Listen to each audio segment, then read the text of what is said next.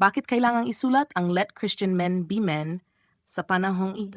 Katotohanan, alitan at ang halaga ng paninindigan. Studio note, banayad ang himig, may lalim, walang pagmamadali.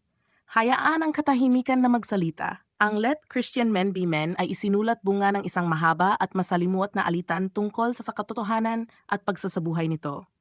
Hindi ito isang theoretical na alitan, kundi isang alitang kinasangkutan ng doktrina, sinubok, tinutulan, at sa huli ay tinakwil.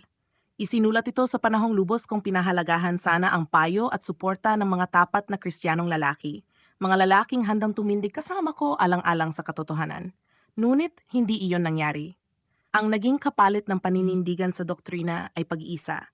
At sa paglipas ng panahon, bagaman may kalungkutan, natagpuan ko ang aking sarili na itinaboy mula sa pagiging kasapi ng iglesia dahil mismo sa mga paniniwalang minsang itinuring ng reformasyon bilang mahalaga sa ebanghelyo.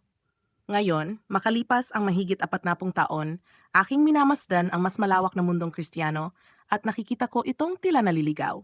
Hindi tiyak ang mga pundasyon. Nalilito sa doktrina, hati-hati sa pagsasabuhay ng pananampalataya. Ang aklat na ito ay hindi isinulat mula sa kapaitan ni mula sa personal na hinanakit.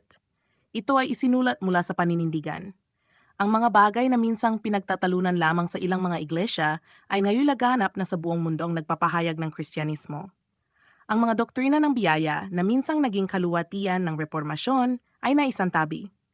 At kapalit nito ay umusbong ang isang relihiyong nakasentro sa tao na maraming binabanggit tungkol kay Kristo, ngunit unti-unting inaalis siya sa sentro ng kaligtasan. Hindi ako nagsusulat upang ipagtanggol ang aking sarili.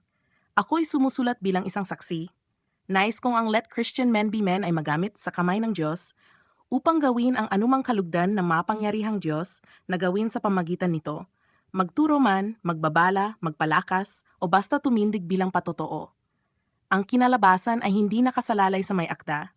Ito ay nakasalalay sa Diyos. At ako'y patuloy na nagpapasalamat na sa kabila ng pagtanggi na naranasan ko dito, ang gawaing aming sinimulan sa Pilipinas ay nagpapatuloy hanggang sa ngayon. Isang tahimik na paalala na ang ebanghelyo ay hindi nagagapos at ang Diyos ay patuloy na nagbabangon ng patotoo kung saan niya naisin.